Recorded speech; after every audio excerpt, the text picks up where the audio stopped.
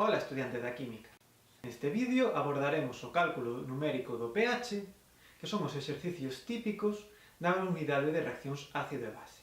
Todos os exercicios deste tipo pódense agrupar en 4 clases, según teñamos unha disolución dun ácido forte, unha disolución dunha base forte, unha disolución dun ácido feble ou unha disolución dunha base feble. De todas formas, neste vídeo faremos só dous grupos. Por unha parte, miraremos como se resolven os exercicios se temos un ácido forte ou unha base forte, e por outro lado miraremos como se resolven os exercicios cando traballamos con unha disolución dun ácido feble ou dunha base feble. Comecemos coa primeira clase. Se queremos calcular o pH dunha disolución dun ácido forte, temos que darnos conta que en vez dun equilibrio o que teremos será unha reacción totalmente desplazada cara dereita. Así, por exemplo, nun caso dun ácido forte, a reacción está totalmente desplazada cara dereita porque tende a ceder ese protón, e a súa base conxugada é moi feble para revertir o proceso. Así, se temos no inicio unha concentración inicial de ácido, ao final non nos quedará nada, xa que estará totalmente disociado, e teremos unha concentración inicial de base conxugada e, segundo a estequiometría desta reacción, unha cantidade igual de ións oxonio. Por lo tanto, a concentración inicial de ácido será igual á concentración da base conxugada e a concentración dos oxonios. Polo que, se queremos calcular o pH, simplemente temos que aplicar a fórmula. Este tipo de exercicios son os que solen plantearse con ácidos como, por exemplo, ácido perclórico, ácido iodídrico, ácido clorhídrico, ácido nítrico ou ácido sulfúrico. Que ocorrería se estamos no caso dunha base forte? Pois algo similar. Que a base forte non temos un equilibrio, senón que a reacción está totalmente desplazada cara dereita, xa que o seu ácido conxugado é feble.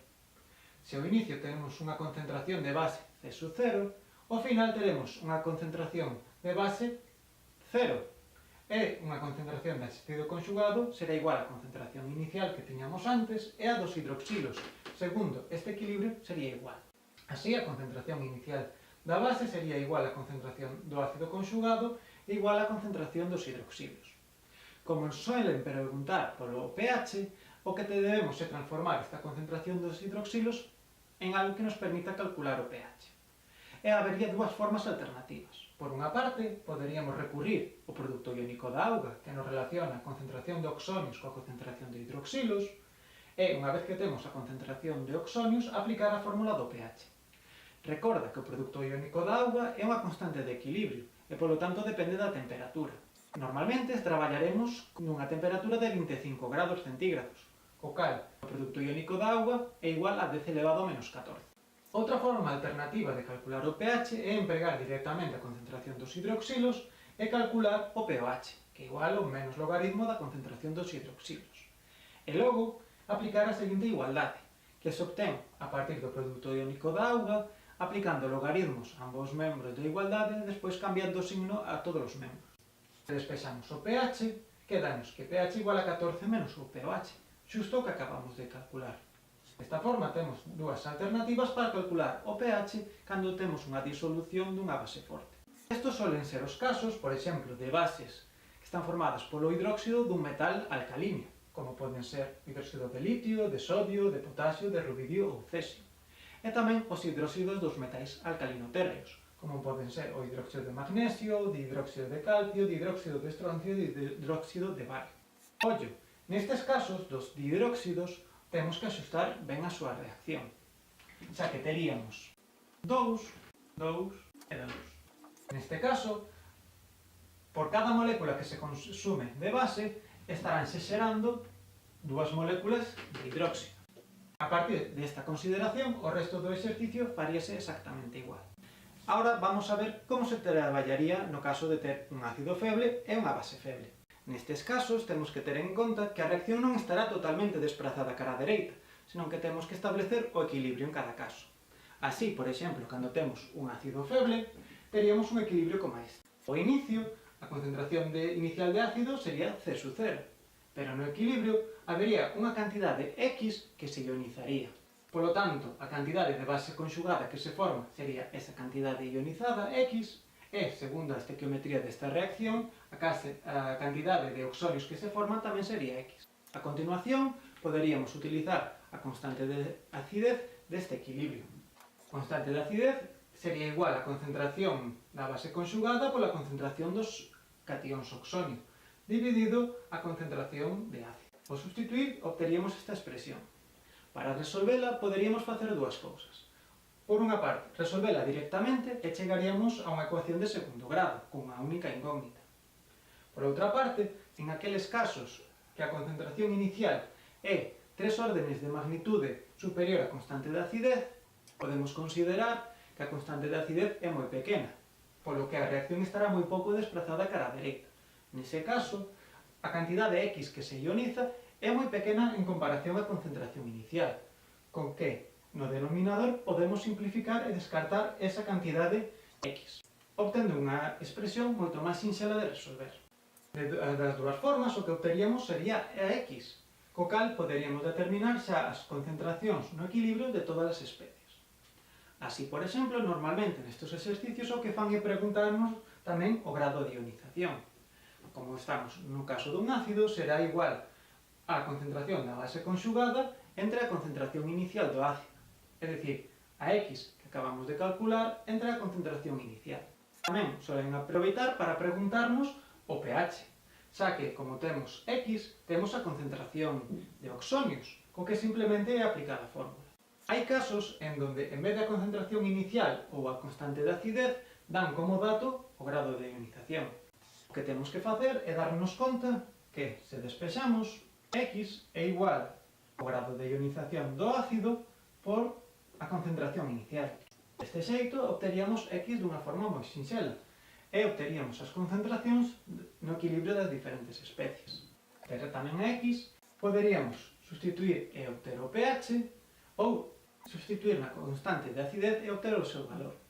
Noutros casos, o que dan como dato pode ser o pH, pero se aplicamos a inversa do logaritmo decimal, obteríamos que X é igual a 10 elevado a menos pH. Acordadevos do signo. Xa temos a X, igual que antes, xa teríamos a concentración de todas as especies no equilibrio e poderíamos calcular tanto a constante de acidez, sustituindo directamente, ou o grado de ionización do ácido. Que ocorrería se en vez dun ácido feble temos unha base feble? Pois o exercicio resolveríase dunha forma semellante. Se temos unha base feble, temos que darnos conta que a reacción non está desplazada totalmente á dereita, senón que o que temos é un equilibrio, onde conviven todas as especies. Ao inicio, a concentración inicial da base será C sub 0, pero no equilibrio haberá unha pequena cantidade X que se ionizará. Esa cantidade X, segundo a estequiometría desta reacción, será igual á concentración do ácido conxugado e tamén igual á concentración dos hidroxilos. Polo que podemos plantear a constante de basicidade para este equilibrio, que sería unha expresión como esta. A continuación, poderíamos resolver directamente esta ecuación de segundo grado como unha incógnita, ou, en aqueles casos onde a concentración inicial de base supera en 3 órdenes de magnitud a constante de basicidade, poderíamos darnos conta que é unha base moi feble, que vai estar moi pouco desplazada cara á dereita. É dicir, a cantidade X que se ioniza será moi pequena respecto á concentración inicial, co que poderíamos despreciar esa cantidade X no denominador e obteríamos unha expresión moito máis sinxela. Das dúas formas, obteríamos o valor de X, que nos permitiría determinar a concentración das diferentes especies no equilibrio. Nestos exercicios solen tamén aproveitar para preguntarnos por o grado de ionización da base, que neste caso sería a concentración do ácido conxugado pola concentración inicial da base, é dicir, a cantidade X que acabamos de obter entre a concentración inicial. Outras veces o que preguntan é o pOH, pero como temos a cantidade X, que é a concentración de hidroxilos, é simplemente aplicar a fórmula. E se queren preguntarnos o pH, podemos recurrir á igualdade de pH igual a 14 menos pOH, forma que o temos dunha forma moi sinxela. Noutros casos, en vez de darnos a constante de basicidade ou a concentración inicial, pode que nos den o grado de ionización. Pero, se despexamos a X, X será igual ao grado de ionización pola concentración inicial, xa poderíamos determinar as concentracións no equilibrio, e incluso sustituir e obter a constante de basicidade. Ademais, nos dan o pOH, poderíamos aplicar a inversa do logaritmo decimal, de forma que X é igual a 10 elevado a menos pOH.